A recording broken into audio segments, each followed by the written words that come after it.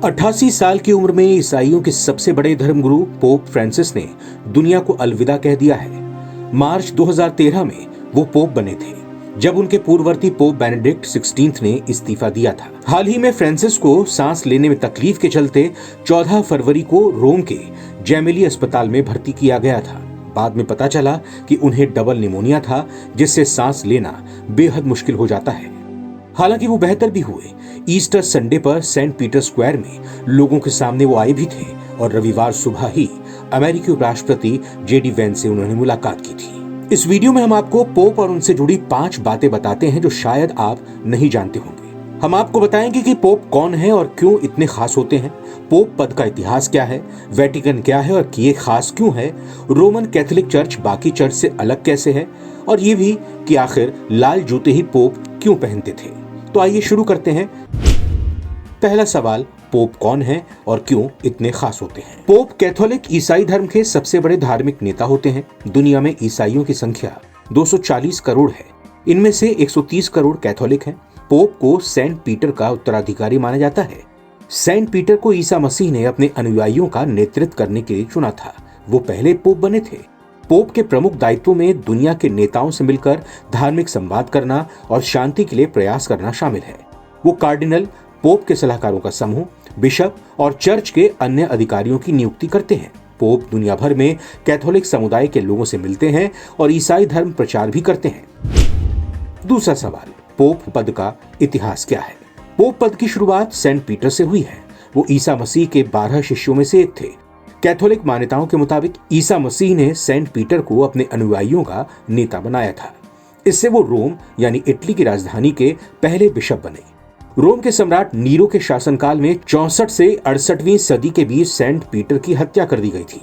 उनकी समाधि पर ही बाद में सेंट पीटर्स बेसिलिका यानी वेटिकन सिटी की चर्च बनी।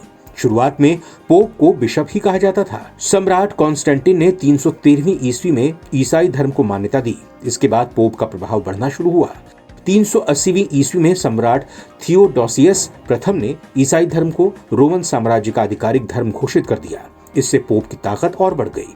1309 ईस्वी में पोप का ऑफिस फ्रांस के एविग्नन में शिफ्ट हो गया। हालांकि 1377 ईस्वी में वापस इसे रोम शिफ्ट कर दिया गया। 756 ईस्वी से 1870 तक सेंट्रल इटली में रोमन कैथोलिक प्रभाव वाले इलाके पेपल स्टेट्स पर पोप का शासन रहा।